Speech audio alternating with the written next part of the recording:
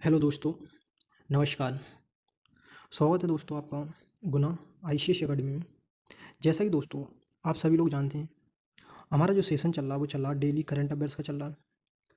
आज का जो हमारा करंट अफेयर्स है दोस्तों वो है 26 नवंबर 2023 का है। इस सेशन के अंतर्गत दोस्तों हम लोग वो सभी इम्पोर्टेंट क्वेश्चंस देखेंगे जो सभी प्रतियोगी परीक्षाओं हेतु महत्वपूर्ण हैं। आज का जो हमारा पहला जो क्वेश्चन है करंट अफेयर्स का वो है कि हाल ही में महिलाओं के खिलाफ हिंसा के उन्मूलन के लिए अंतर्राष्ट्रीय दिवस कब मनाया गया? ऑप्शन है 22 नवंबर को, 23 नवंबर को, 24 नवंबर को या 25 नवंबर को। दोस्तों हाल ही में जो महिलाओं के खिलाफ हिंसा के उन्मूलन के लिए जो अंतर्राष्ट्रीय दिवस मनाया गया वो मनाया गया 25 नवंबर को मनाया गया। इस प्रकार इसका आंसर होगा ऑप्शन नंबर डी, 25 नवंबर होगा। साथ में ही दोस्तों 25 नवंबर को विश्व मांसाहार निषेध दिवस भी मनाया गया।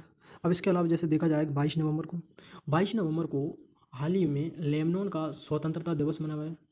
इसके बाद अब आज की परीक्षा में जो चर्चा है महत्वपूर्ण, वो है महत्वपूर्ण दिवस से संबंधित है। जैसे कि 3 नवंबर को अंतर्राष्ट्रीय वायोस्फीयर दिवस मनाया जाता है। साथ में ही 3 नवंबर को अंतर्राष्ट्रीय जेलीफिश या विश्व जेलीफिश दिवस भी मनाया गया। 5 नवंबर को विश्व सुनामी जागरूकता दिवस मनाया गया। वहीं अगर 7 नवंबर को देखा जाए तो राष्ट्रीय कैंसर जागरूकता दिवस मनाया गया। 11 नवंबर को राष्ट्रीय शिक्षा दिवस मनाया गया, जो कि अब्दुल कलाम आज़ाद की जयंती मनाया गया, जो भारत के पहले शिक्षा मंत्री थे अब्दुल कलाम आज़ाद। साथ ही में अगर देखा जाए 15 नवंबर को भारत में जनजातीय गौरव दिवस मनाया गया, जो कि बिरसा बिरसा मुंडा की जयंती पर मनाया गया। इसके बाद अगला जो क्वेश्चन है वो है कि हाल ही में कौन सा देश अंतर्राष्ट्रीय चीनी संगठन यानी कि आईएसओ की अध्यक्षता करेगा, यानी कि इंटरनेशनल शुगर ऑर्गेनाइजेशन की जो अध्यक्षता करेगा? ऑप्शन है चीन, भारत, ब्रिटेन या स्विट्जरलैंड। दोस्तों हाल ही में 2024 के लिए अंतर्राष्ट्रीय चीनी संगठन की जो अध्यक्षता मिली है वो मिली है भारत को। इस प्रकार इसका आंसर होगा ऑप्शन नंबर बी, भारत होगा।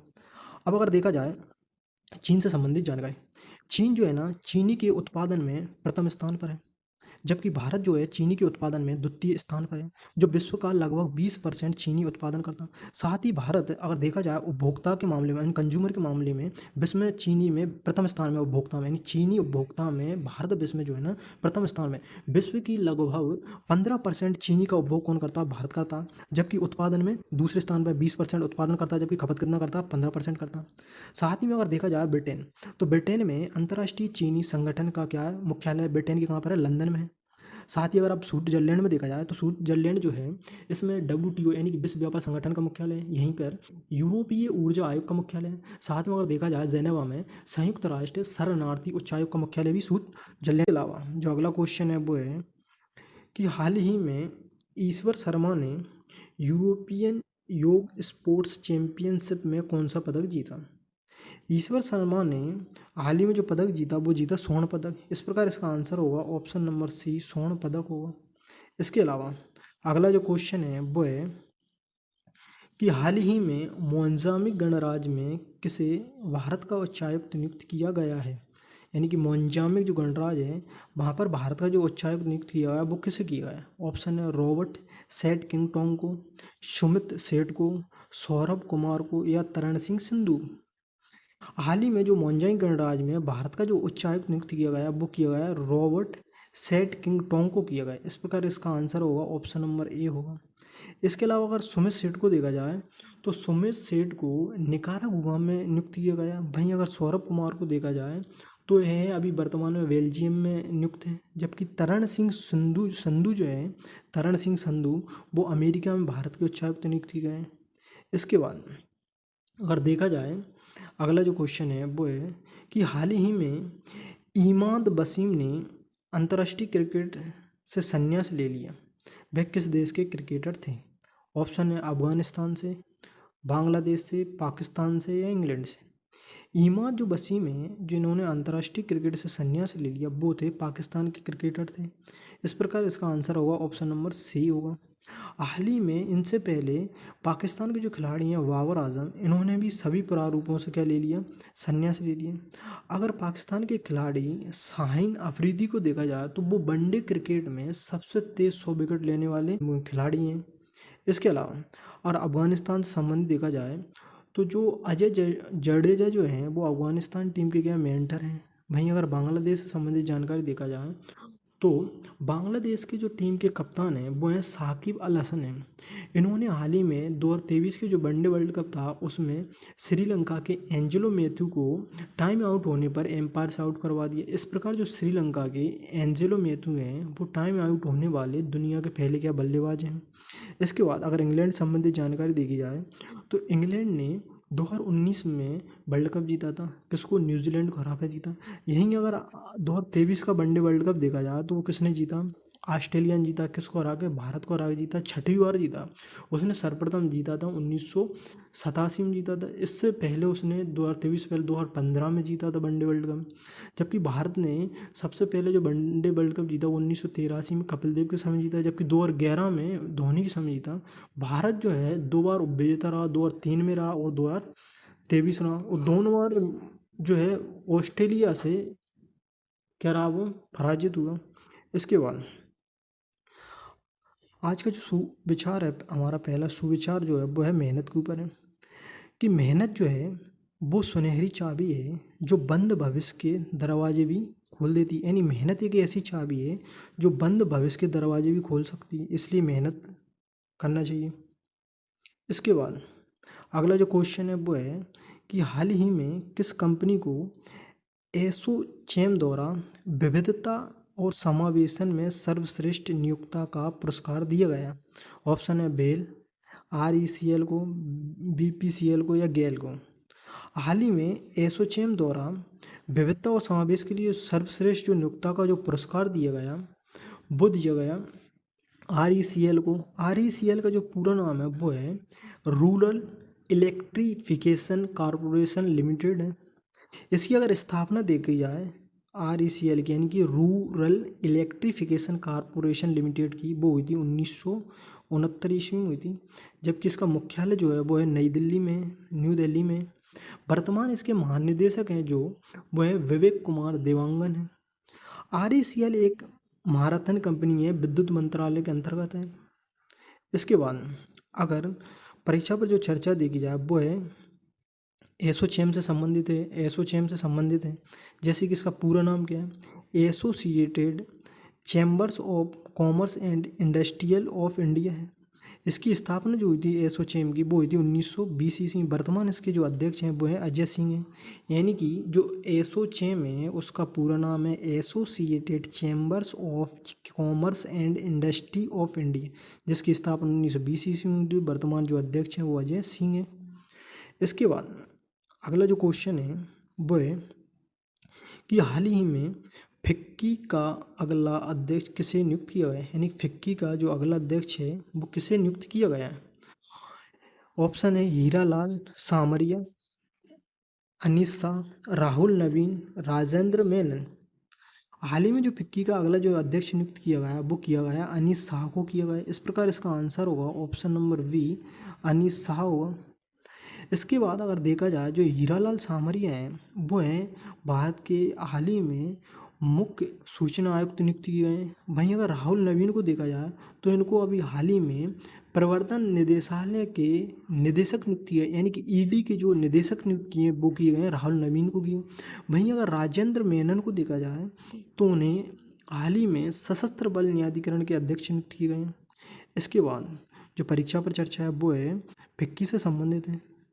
जो फिक्की से जो संबंधित परीक्षा पर चर्चा वो है कि इसका जो पूरा नाम है वो है Indian federation of commerce and industry, यानी कि हिंदी में इसको बोलेंगे भारतीय वाणिज्य एवं उद्योग महासंघ, जिसकी स्थापना हुई थी 1927 ईस्वी में हुई थी फिक्की की।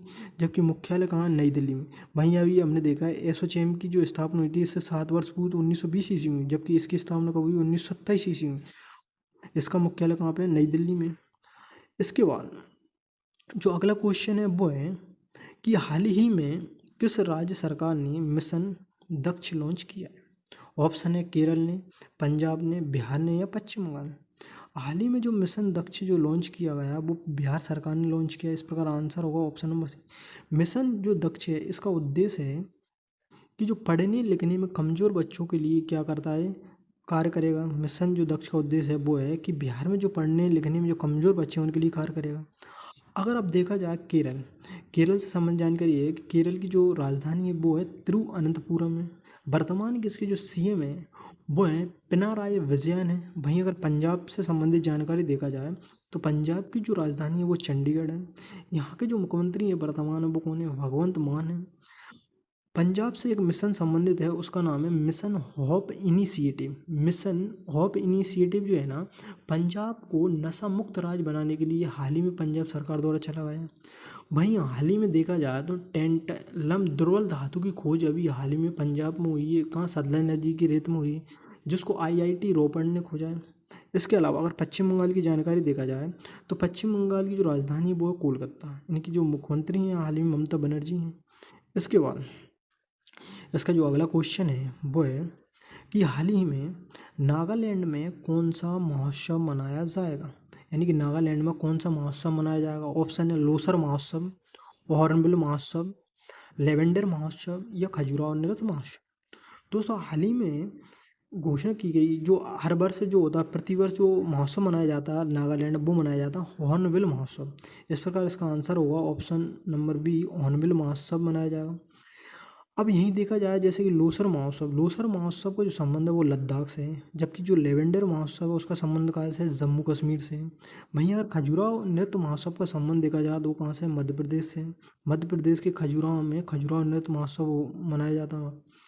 इसके बाद अगर देखा जाए 2023 में जो मनाया गया महत्वपूर्ण महोत्सव, जैसे कि परीक्षा पे चर्चा, जैसे कि तेलंगाना में बोनालू महोत्सव, कर्नाटक में कम्बाला पर्व और उगादि पर्व मनाया गया। वहीं अगर तमिलनाडु में देखा जाए तो जल्लीकट्टू त्यौहार, आदिपुरम त्यौहार। वहीं पश्चिम बंगाल के कोलकाता में अर्बन क्लाइमेट फिल्म महोत्सव हुआ हाल ही में। इसके बाद अगला जो क्वेश्चन है वो है कि हाल ही में राजकुमार कोहली का निधन हुआ है, वह कौन थे, यानी कि राजकुमार कोहली का निधन हो गया, वो कौन थे। इतिहासकार थे, कवि थे, अभिनेता थे या फिल्म निर्देशक थे।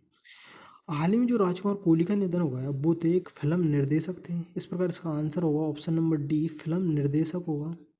अब हम देखते हैं कि जो 2023 में जो निधन हुए वो प्रमुख व्यक्ति परीक्षा पर चर्चा पर देखेंगे, जैसे कि सलीम उल हक का निधन हुआ है। उनका संबंध था एक जलवायु विशेषज्ञ थे। वहीं अगर गिवे पटेल थे, इनका निधन हुआ है, वो एक भारतीय कवि थे। वहीं जो चंद्र मोहन थे, उनका निधन हुआ, वो एक तेलुगु अभिनेता थे। वहीं शरत बरकोटोकी का निधन हुआ है, यह एक असम के पूर्व मंत्री थे असम के।